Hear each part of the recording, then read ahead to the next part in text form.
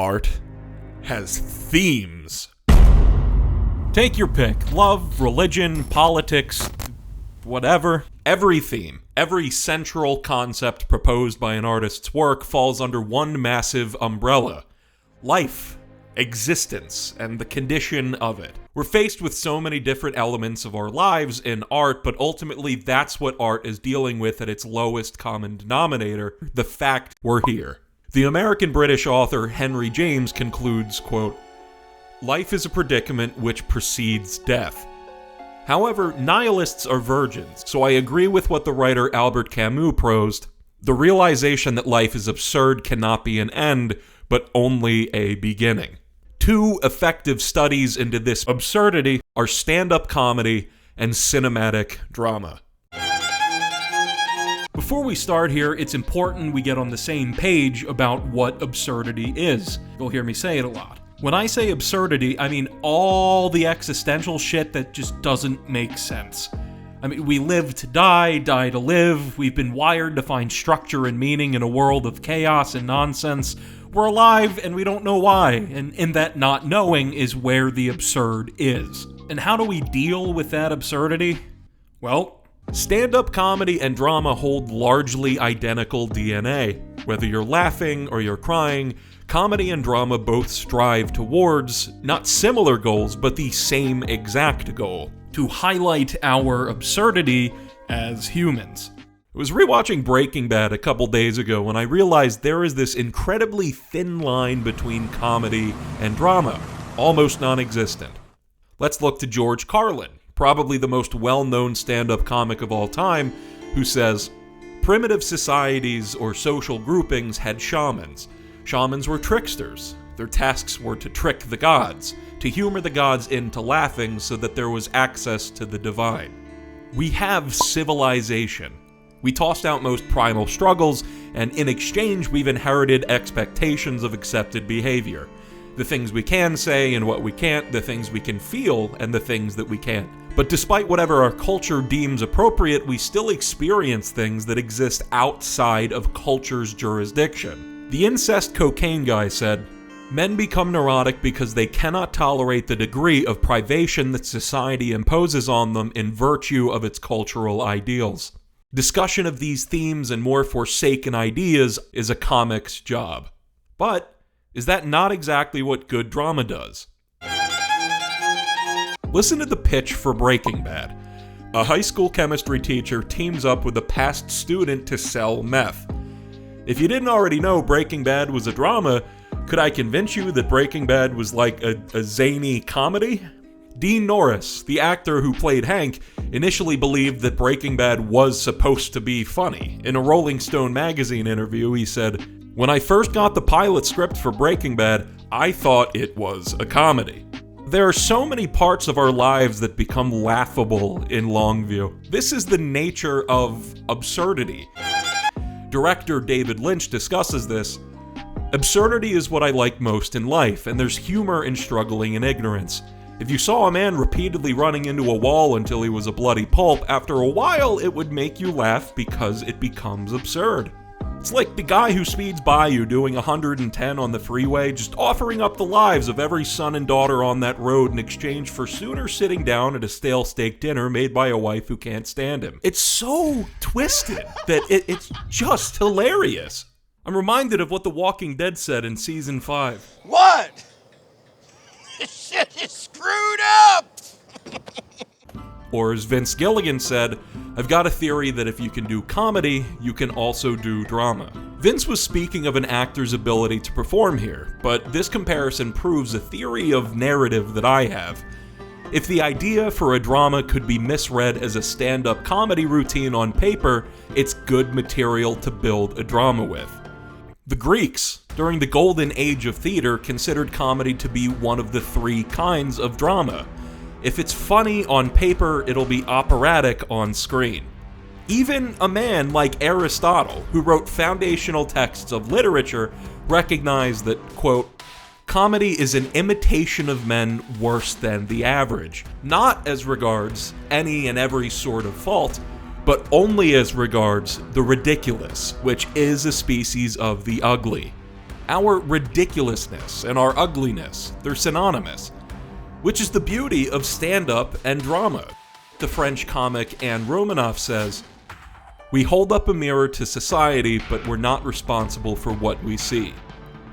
Breaking Bad accurately depicted exactly what this culture, the one you and I live in, is capable of doing to a perfectly normal man. It devolves people, and a civilization designed to keep us safe, healthy, and happy, producing results like that?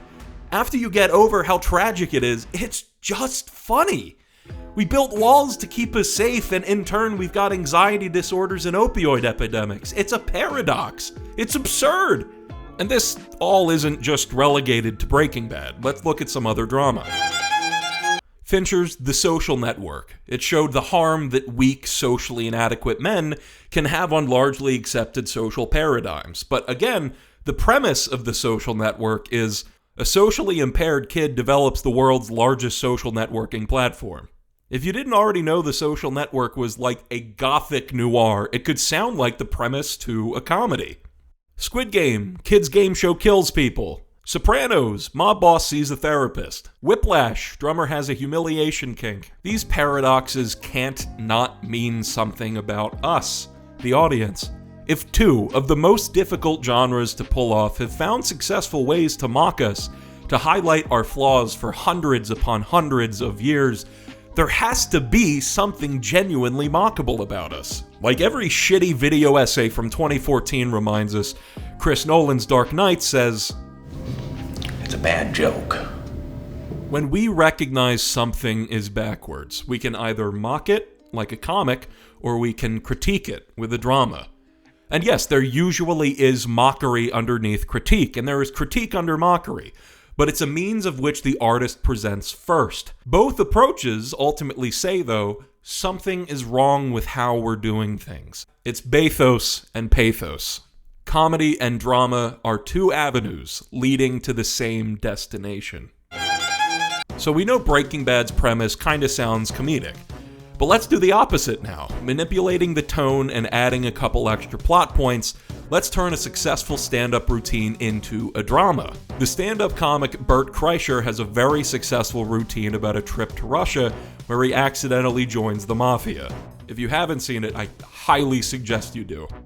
The story's a roller coaster where he has to improvise his way around the Russian mob, but in doing so, humors them and befriends them. He eventually robs a train with them, and it all goes downhill from there. But the story ends, spoiler alert, with a cop stopping them, but ultimately letting them go because... that bitch, this is Russia. Imagine for a second, though, it doesn't play out like that. Imagine instead this cop is an odd one out. Brett gets carted off to the gulag and his new mafia buddies want to break him out. But other members of the mafia who've never met Brett don't want to blow resources on helping some nobody, and infighting occurs. So we cut between Brett failing to adapt to a life of incarceration while tensions build in the mafia. I'm not sure how long an audience would really stay attached to that, but it definitely at least is an idea for a drama. The premise, regardless, remains the same. A fat American guy accidentally joins the Russian mafia. It's got a different weight to it now, though. Hey, future Redrick here. I'm in the middle of editing, I'm gathering clips and shit, and I saw, after sitting on this script for like 2.5 months and having been editing for 4 days now, Bert Kreischer dropped a trailer for a drama based off The Machine 2 hours ago. I want royalties, that's all I'm gonna say. And I'm telling you, I had no clue this was the thing. Anyway. This oscillating exchange between comedy and drama is highlighted perfectly in the classic comparison between two Greek philosophers, Democritus and Heraclitus. Democritus laughed and Heraclitus wept. So Democritus was as much, if not more, a man of science and mathematics than he was of philosophy. However, despite his tending to the rigid sciences, he was generally seen as and later referred to as the laughing philosopher. He had a great sense of humor and often joked and mocked the nonsense of the universe. Now we can meet his predecessor, his figurative partner in crime from the century before, Heraclitus. Heraclitus, one of the most misunderstood philosophers, I'd love to do a video on him sometime, was more interested in language and abstract ideas. For example, he proposed that opposites are in fact identical, meaning everything is and is not all at once. He was referred to as the weeping philosopher. Whether myth or legitimate historical recount, people say he was heartbroken by his studies and became very melancholic as time went on. He was basically Nietzsche before Nietzsche. Democritus and Heraclitus gazed upon the same follies, the same nonsense of our existence, yet had polar opposite reactions, almost in a way proving Heraclitus's theory. Our absurdity is heartbreaking, truly, truly horrifying, and at the same exact time, a downright hilarious punchline to the funniest cosmic joke ever made. Just reinforcing this idea, the two men stand as paradoxes themselves. Democritus's rigorous attention to the outward physics, mathematics, and generally left-brain pursuits, one would assume he was the weeping philosopher. He wasn't. His attention to science led to a certain throw-your-head-back-and-laugh response to the universe. On the other hand, Heraclitus was the opposite. Now, this is a man I've studied at length. My channel name is a pun on the word rhetoric. Speaking of which... And this guy coined one of its three pillars. He was a man of mysticism, interested in the nature of logic and the philosophy of language. Really, he was a psychologist before psychology even existed. He explored the universe with his mind alone and grew tortured by what he discovered. Now, this effectively solidifies the yin and yang of drama and comedy. This strongly suggests that the soul of comedy is dramatic tragedy, and the soul of drama is our hilarity. Comedy and drama have an anima and an animus. The deepest elements of drama and comedy are one another. I'm reminded of a line from the film Feast of Love by Robert Benton. There is a story about the Greek gods. They were bored, so they invented human beings. But they were still bored, so they invented love. Then they weren't bored any longer, so they decided to try love for themselves.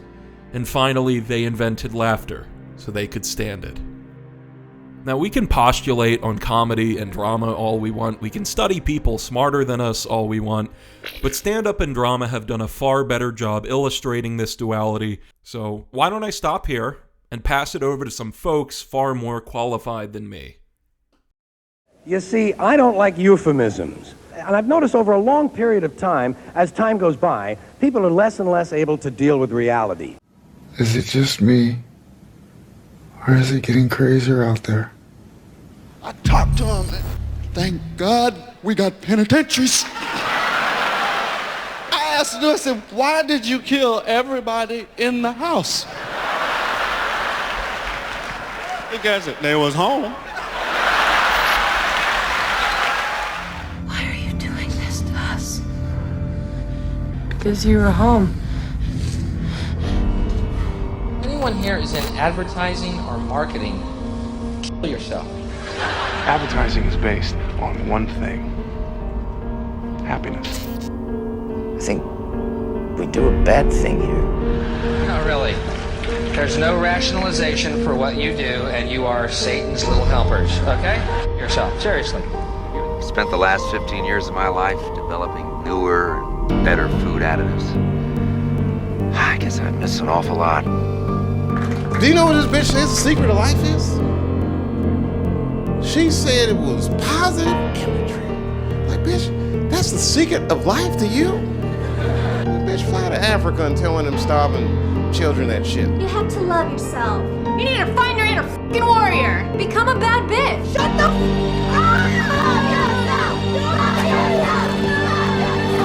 You ever have crazy thoughts like that? You never have, like, urges? You ever drive down the street and see like 30 people up on the sidewalk and you just think, right? We all go a little mad sometimes. Haven't you? You start going, you man, if I just leave my hand right here, nobody knows who I am. I move it 2 degrees over here. I'm on the cover of Newsweek. No, I really want to... I got some bad ideas in my head. I just...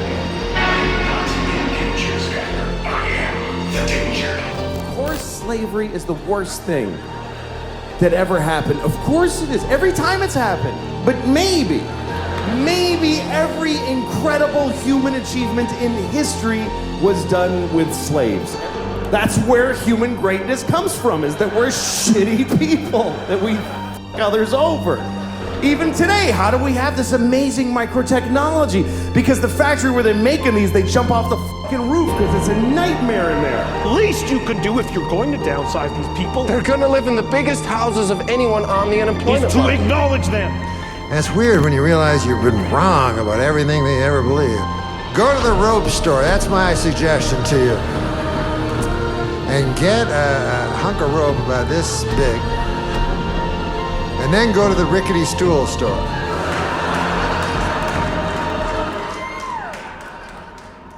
And listen, it's no coincidence the rope store and the rickety stool store are always right beside each other, right?